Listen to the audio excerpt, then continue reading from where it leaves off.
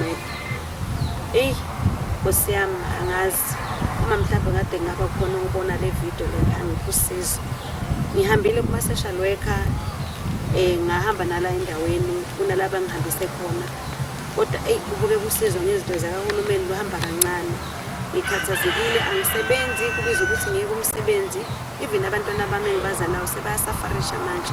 Ngineyingane ezifunda eNtsalamanga ngelinye ilanga zihamba ngeenyawo ukude esikoleni ngoba ngisakwazi ukuyi-offerisha ngemali yokugibela nestaff angisakwazi ukubakhokhela sometimes. Nabantwana engiphila nabo ukuze badle kubiza ukuthi ngidayise noma usisi wami angisize. So ngiyacela kakhulu ukuthi uma kukhona ongangisiza angisiza. Abantwana bafundi akukho la ngithathwa khona ngenxa ukuthi abanazo izitifiketi. Uma wabo wabaleka wangishiya ngemva komngcwabo kabhuti wami. So ngibuhlungu kakhulu ngoba ngixakekile. Kuyekufika nalapho ngibona ngathi nami ngayenza iphutha ukubathatha. Kunzima ukuphila nabo. Ngiyabonga. Khansela, siyabonga kakhulu namhlanje ukuthi sihamba nobabukhansela. Ubabukhansela ubiyela kule ndawo yasePhelandaba kwabuyalingana. Siyabonga babukhansela uqhakamele phezulu mawuzo ukuthi majapane international city izaphakathi kwaleli khaya. Siyakubekelela khansela sokubona nawe ubingelele usho ngakuthi enhlizweni yakho. Ngibonga ukuthola ithuba. Khansela ubiyela phansi kwa-180. Udaba lwaleli khaya ngiyalwazi akhona ukuthi lusha solunesikhathi eside udadewethu wangiriphothela kwawukuthi-ke udaba lwakhe sesilufaka ngaphansi kwa-war room ngoba njengamanje sesisebenza ngendaba ngenxa sisebenza ngohlelo lwe-war room. Uhlelo lwe-war room luhlanganisa wonke ama-department kahulumeni ngaba usasa, uHome Affairs, DSD, agriculture, wonke ama-department kahulumeni udaba lwakhe bayalwazi. So inkinga enkulu ingane engisubuhlungu ingane ukuthi ama-birth certificate ukuba kuthiwa banazi i-certificate yabe ngcono ngoba lezi ingane lezi kufanele ngabe khona ezikutholayo ukuze udadewethu lo umthwalo ukwehla kancane emahlo. Manje abanazo i-certificate abakhona ukusizakala. Nami noma bekhona la ngifuna ukubacela khona usizo ngoba ngenazi i-certificate ngizolokha kumnyango ukuze basizakale. Uma ngabe ngempela khona umuntu ongaqhamuka nosizo ukuthi uyalekelela ngathokoza kakhulu ukuthi lo muntu danki solekeleke ngoba usizi ngempela lubhalwe emehlweni nje kuleli khaya. Akukho lutho, akukho umuntu osebenzayo. Kunzima kakhulu. Lo muntu athi echaze ukuthi nawe unezakhe ingane ebhekene bese ingane zikabhuti wakhe umthwalo unzima kakhulu. Yilokho nje ngakusho. Ngiyabonga. Siyabonga babukhansela. Ngicela uchaze kabanzi sisi wami le ngane mhlambe uhlobene kanjani uthi ezikabhuti wakho?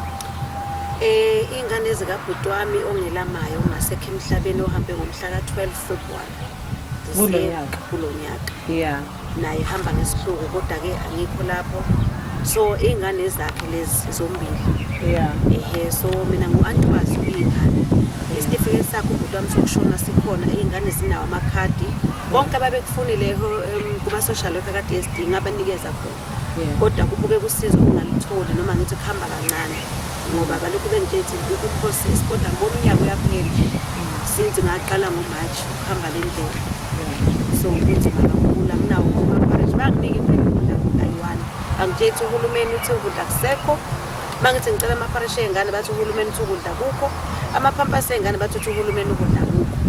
Ngahlala nje kanje nabantwana. Usizi kimi lubhale emehlweni ngiyaya kahoma lapha kumasipala.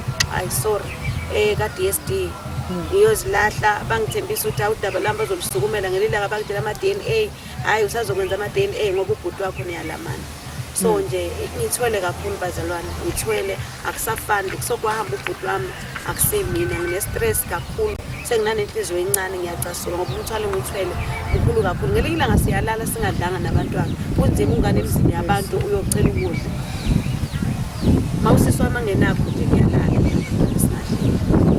ngiyacela usizo makukhona ongangisiza ngezitifiketi hayi nangemali nani. Bangatholi izitifiketi ngihamba isibhedlela kakhulu kunakho konke ingane ifanele ifakele umlenze. Uthi udokotela ngeke akwazi ukuyifakela umlenze singekho isitifiketi. Ngo-April mhla ka-26 ingane kumele uyofakela unyawo. Uthi udokotela ngeboni ngoba wenzela ukuthi kube ukuthi mhlawumbe ngizobe sengilitholile usizo. Ngihamba isibhedlela ngihamba ini njalo. Bathi Nkosi yami kodwa ngihamba isibhedlela esiduze nenkosi Albert Luthuli iKing Edward. Ngihamba iKing Edward. Umntwana uyena nomlenze ongubani.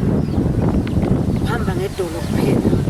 Ubuhlungu liyaduma liyashisa ingane ihamba kabuhlungu. Iyahlabeka mayihamba ukhali umdala. Ubuhlungu angazi izokufakela kanjani unyawo ngaphandle ngithwele ukuthi umuntu ongaboni mayibona ngezini ubona kwahle kukonke ngithwele kuphela kuveli mawungabusondelanga eduze ngeke ubone kodwa ngithwele akusakholweki nakahle umuntu okuyahlabelela igospel akusakwazi ukucula ngithole leyo madlana encane ngikhulisa abantwana ngenxa yokuthi fanele ngigade abantwana bakafuthi. Manje uyakwazi ukuma mayimile inkinga ayilingande nyawo. Ungamisa nje imaphansi siphuze.